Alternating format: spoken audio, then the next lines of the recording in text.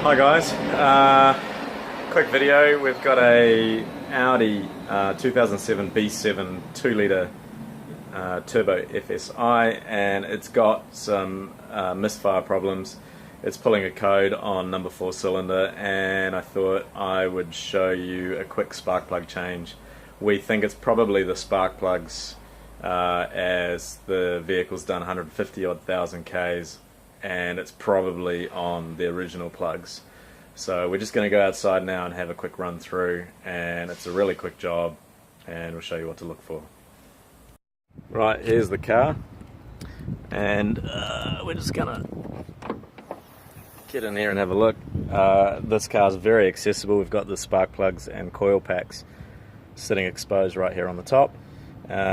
Basically we just need to remove this T20 screw and this one, and then unclip the coil packs, remove the coil packs, and then undo the spark plugs.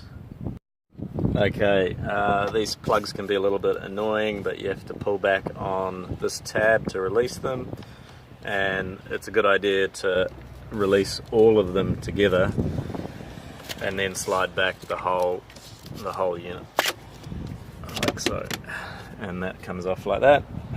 Coil packs are just removed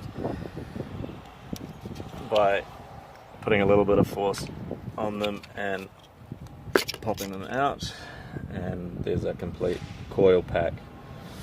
Also, as a little test, because we've been having a misfire on number 4, we're actually going to swap the number 1 coil pack with the number 4 the number 4 coil pack with the number 1 coil pack here, so that if we see the misfire jump, then we know we might have a defective or bad coil pack.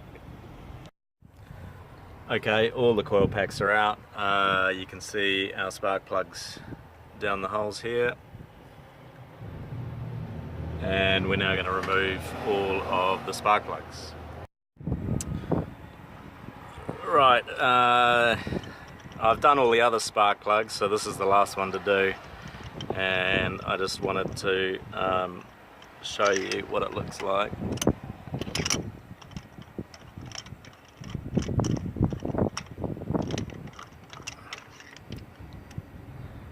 Right, there's our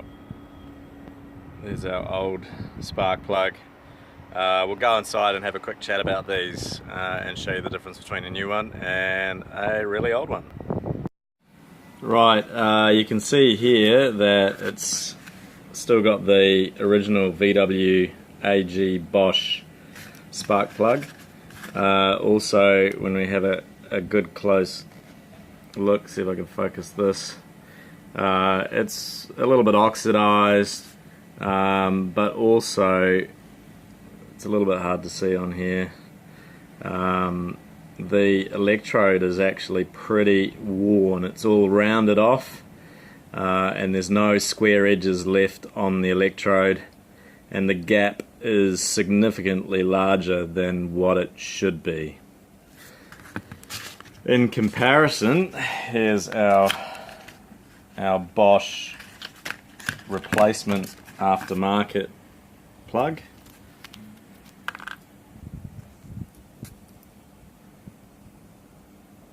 And if I can get my phone to focus properly, you can see that square block and also that gap is correct, and quite a lot smaller than the old plug.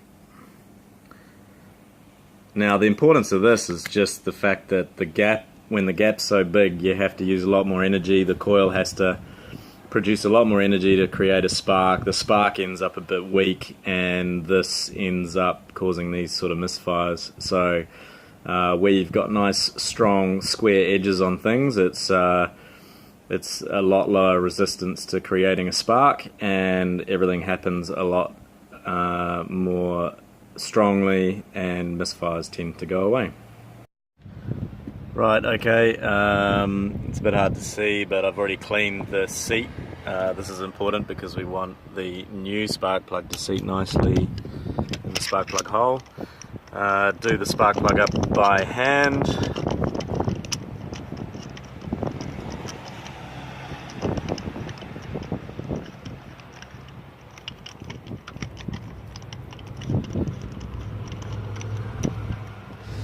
and then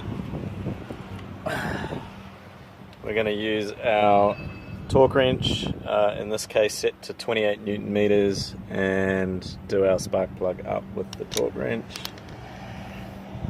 Right, sorry, needed 2 hands for the torque wrench. Now all our coil packs are in, we're just going to push them all home, seat them in,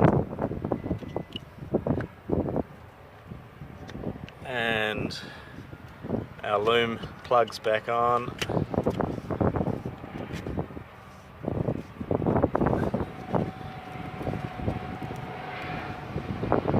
And once we've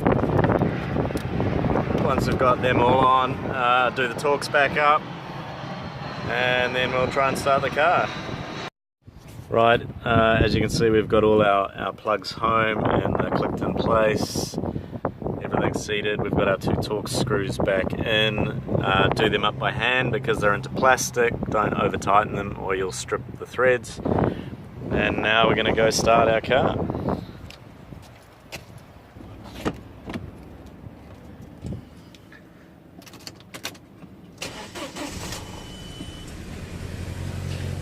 And lo and behold, she starts up.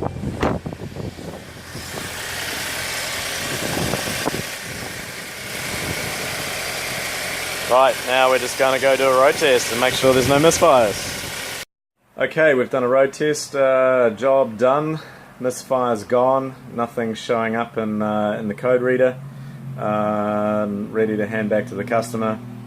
We've got a few other little issues that will be recommended, like the car needs a new thermostat. It's not running to full temperature all the time, but we'll carry on, and job done.